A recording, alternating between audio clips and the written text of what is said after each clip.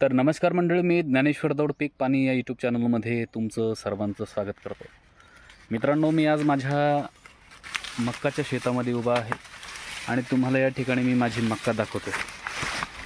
अतिशय आकारानं हे सर्वचे सर्व कंस खूप मोठे झालेले आपल्याला दिसतात. खूप म्हणजे एवढे मोठे नाही, परंतु जसे आपल्याला हवे असतात त्या पद्धतीचे कणीस आपल्याला या ठिकाणी दिसत आहे. परंतु आता मात्र तुम्हाला वास्तविक जे या मक्काचं रूप आहे ते या ठिकाणी मी दाखवतोय. तुम्ही बघू शकता.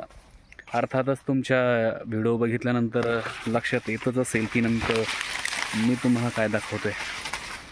तर मित्रांनो, हे बघा,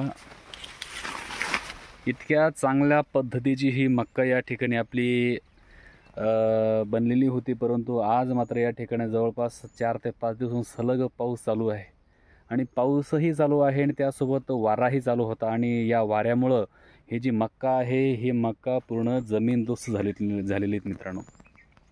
जवळपास हा 1.25 एकराचा प्लॉट आहे आणि या 1.25 एकरापैकी याच ठिकाणी नाही तर जवळपास या 1.25 एकरामध्ये 2 ते 3 ठिकाणी अशाच प्रकारची अवस्था या ठिकाणी आपल्याला पाहायला दिसते. तर तुम्ही कितीकही जरी प्रयत्न केले, कितीकही जरी तुम्ही नियोजन केलं, मक्काचं असेल, कोणत्याही पिकाचं असेल, परंतु जर निसर्गानं जर ठरवलं की बाबा तुम्हाला जेवढं द्यायचं आहे तेवढंच देणार आहे, तर तुम्हाला तुमच्या पदरात तेवढंच मिळणार आहे. त्याच्यामुळे निसर्गाचं जे असतं ते खूप अवघड काम असतं. त्याच्यामुळे हा जो प्लॉट आहे हा 1.25 एकराचा प्लॉट ठिकाणी तुम्ही बघू शकता की कोणत्याही प्रकारचा आता हे कामात नाही. जर एक 2-4 दिवस जर सतत पाऊस चालून राहिला तर या ठिकाणी मात्र हे जे कंस आलेले आहेत हे कंस मात्र या ठिकाणी पूर्ण सडण्याची दाट शक्यता आहे. परंतु आता जर पाऊस जर या स्टेजला जर उघडून जर गेला आणि ऊन जर लख्ख जर पडलं तर या ठिकाणी मात्र हे जे कणीस आहे तर हे सडणार नाही.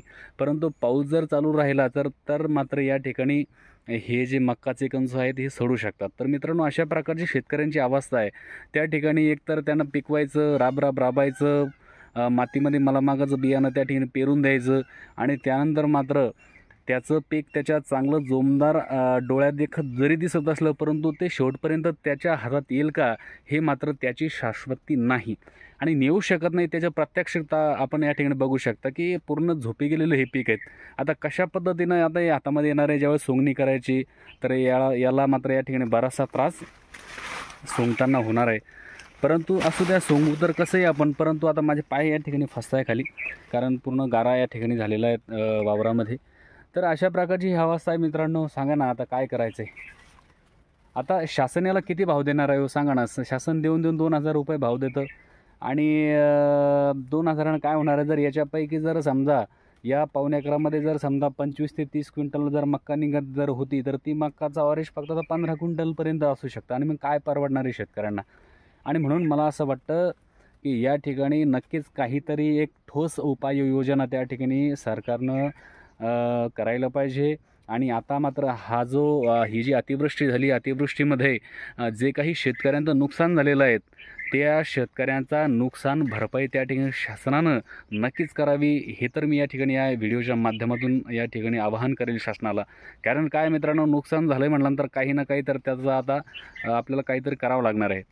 आणि म्हणून अशा प्रकारचं हे पीक या ठिकाणी बघितल्यानंतर माझ्या डोळ्यातून टपकनदिशी अश्रूंचे थेंब बाहेर आले आणि येणारच. कारण वर्षभराची ती मेहनत आहे, त्या ठिकाणी काबाड कष्ट करायची, त्याला निंदायचं, त्याला खत टाकायचं, त्याच्यावरती फवारे काढायचे, त्याला कोळपणी करायची, त्याला भर टाकायची आणि एवढं सर्व करत असताना देखील मात्र एक दिवस मात्र असा येतो की त्या ठिकाणी शेतकऱ्याच्या वाट्याला दुःख येतं आणि दुःख आल्यानंतर त्याची परिस्थिती काय होते ती फक्त शेतकऱ्यांनाच विचारा. म्हणजे अशा प्रकारची ही अवस्था या ठिकाणी झालेली आहेत मित्रांनो.